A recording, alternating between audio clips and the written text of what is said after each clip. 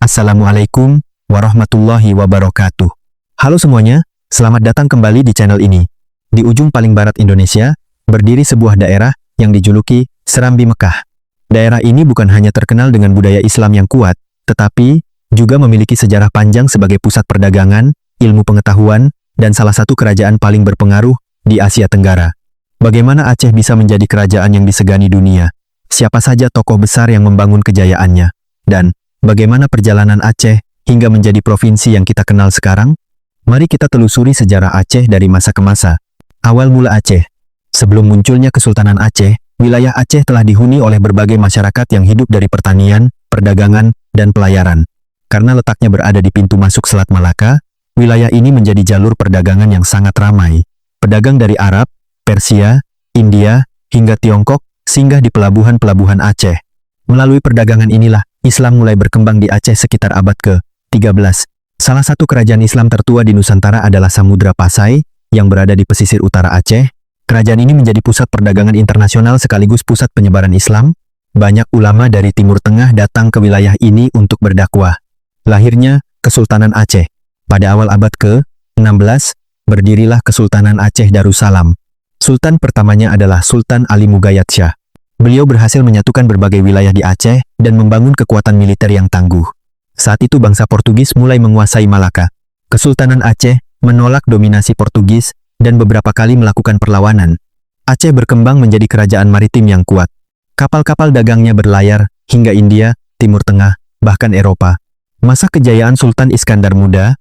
Puncak kejayaan Aceh terjadi ketika dipimpin Sultan Iskandar Muda pada tahun 1607 hingga 1636. Di bawah kepemimpinannya, wilayah Aceh meluas hingga sebagian Sumatera, Semenanjung Malaya, dan daerah-daerah penting lainnya. Armada Laut Aceh menjadi salah satu yang terkuat di kawasan Asia Tenggara. Perdagangan lada berkembang pesat. Aceh menjadi salah satu penghasil lada terbesar di dunia. Selain perdagangan, ilmu pengetahuan juga berkembang.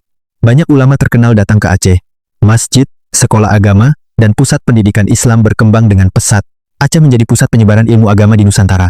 Kemunduran Kesultanan Aceh. Setelah Sultan Iskandar Muda wafat, kekuatan Aceh mulai melemah. Terjadi perebutan kekuasaan. Beberapa wilayah mulai memisahkan diri. Persaingan perdagangan dengan bangsa Eropa semakin kuat. Belanda mulai memperluas pengaruhnya di Nusantara.